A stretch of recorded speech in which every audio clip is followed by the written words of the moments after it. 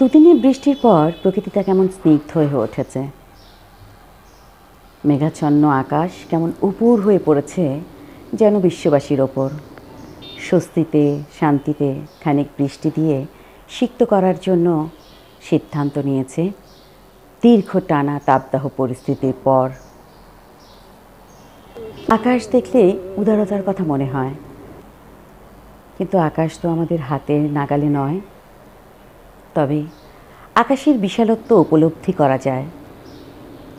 ঠিক তখনই আমাদের বিদ্রোহী কবি, জাতীয় কবি, প্রেম বিরহ ভালোবাসার কবি কাজী নজরুল ইসলামের বিশাল উদারতার একটি গল্প শেয়ার করছি।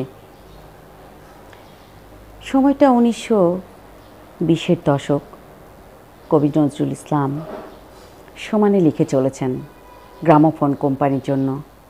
সেই সময়ের বিখ্যাত গ্রামোফোন কোম্পানি তার জন্য গান, গজল, শ্যামাসঙ্গীত, ভজন লিখে চলেছেন দুহাত খুলে। হঠাৎই একদিন কবি দেখলেন তার দুখানা গানের খাতা নেই, তার মানে হারিয়েছে। তখন সৃজনী মননের চর্চার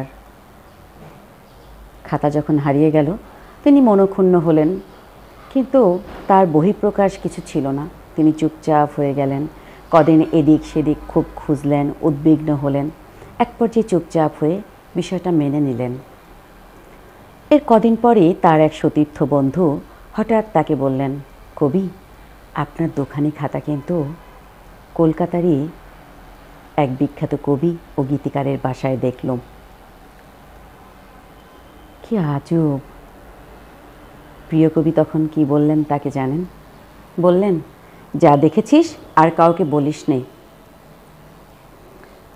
সতীর্থ বন্ধু সেই খুব অবাক এবং বিস্মিত হলেন। বললেন, কেন কবি, আপনার জিনিস, আপনার হারানো জিনিস, তার সন্ধান পেয়েও আপনি কেন চেপে যেতে বলছেন? তখন কবি সেই সতীর্থ বন্ধুর দিকে স্নেহের দৃষ্টিতে নিমগ্ন হয়ে তাকিয়ে বললেন, শোন, সমুদ্র থেকে কেউ যদি 2 কলস জল চুরি করে, সমুদ্রের জলের কি কমতি পড়ে?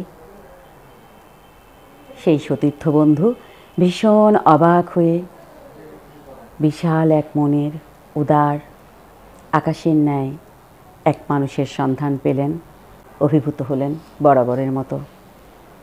আজকের বাস্তবতায় এই যে নেট দুনিয়া, বিশাল তার জগৎ, বিস্তীর্ণ তার পরিসর, চতুর্থ শিল্প বিপ্লব পেরিয়ে পঞ্চম শিল্প বিপ্লবের অভিখ্যাতে আমরা যে যেভাবে পারি প্রযুক্তির কল্যাণকে, প্রযুক্তির সুযোগ সুবিধাকে নিজেদের কল্যাণে, নিজেদের মেধা, মনন, সৃজনশীলতায় অথবা যে যেভাবে তাদের কাজে ব্যবহার করতে পারেন।